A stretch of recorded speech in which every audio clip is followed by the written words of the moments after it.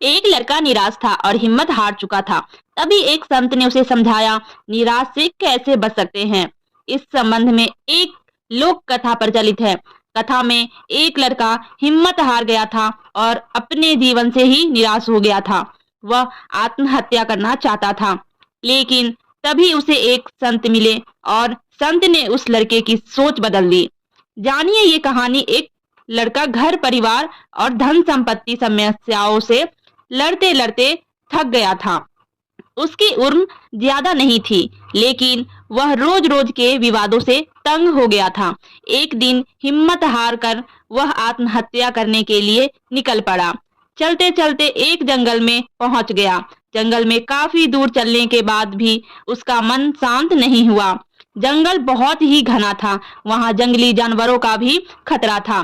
तभी उसे एक छोटी सी झोपड़ी दिखाई दी। लड़के ने सोचा कि उस घने जंगल झोपड़ी बनाकर कौन रह रहा है। अपनी जिज्ञासा शांत करने के लिए वह लड़का झोपड़ी की ओर बढ़ने लगा। झोपड़ी के पास पहुंचा तो उसे एक संत दिखाई दिए। संत ध्यान की मुद्रा में बैठे थे और उनके चेहरे पर शांति और प्रसन्नता दिखाई दे रही थी। लड़का संत के पास ही बैठ गया। संत ने लड़के को देखा तो उसका परिचय पूछा। लड़के ने कहा कि वह अपने जीवन में परेशान हो गया है और मरना चाहता है, इसलिए इस जंगल में आया हूँ ताकि किसी तरह से मैं अपना जीवन खत्म कर सकूं। संत ने लड़के की बातें सुनी और समझ गए कि कम उम्र में मिले तनाव के कारण ये बहुत ज्यादा निराश हो गया है। उन्होंने लड़के से कहा कि तुम्हें निराश से बचना चाहिए। समस्याएं तो आती जाती रहेगी, समय एक साथ नहीं रहता। संत ने लड़के को समझाने के लिए एक कथा सुनानी शुरू कर दी।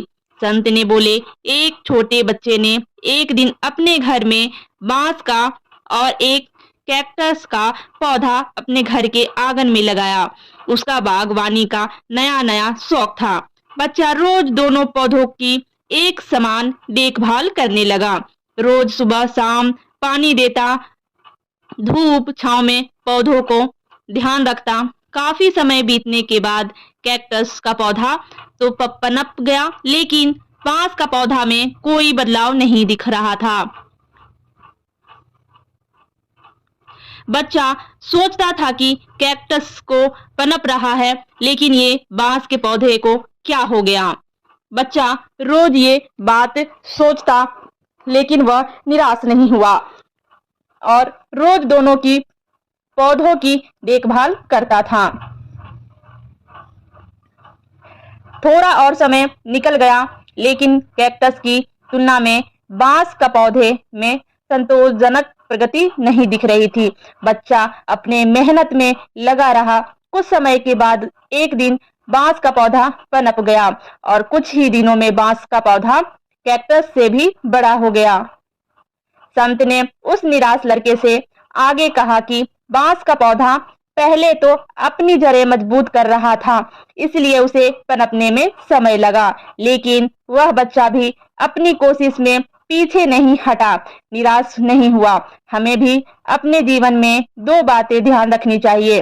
पहली बात तो ये है कि हालात कैसे भी हो, सकारात्मकता और धैर्य न छोड़े। दूसरी बात यह है कि पहले हमें अपनी जड़ें मजबूत करनी चाहिए। अगर हमारा आधार मजबूत होगा तो हमारा काम तेजी से आगे बढ़ेगा। सकारात्मकता और धैर्य रखेंगे तो जीवन में जल्दी ही संतोषजनक बदलाव दिखाई दे सकते हैं। तो दोस्तों, ये मेरा वीडियो आपको अच्छा लगा हो, ये कहानी अच्छा लगा हो तो वीडियो को लाइक सब्सक्राइब करना ना भूले। बाय बाय दोस्तों, मिलते हम ऐसे ही मजेदार कहानी फिर नेक्स्ट वीडियो में। वीडियो को लाइक सब्सक्राइब करे बिना प्लीज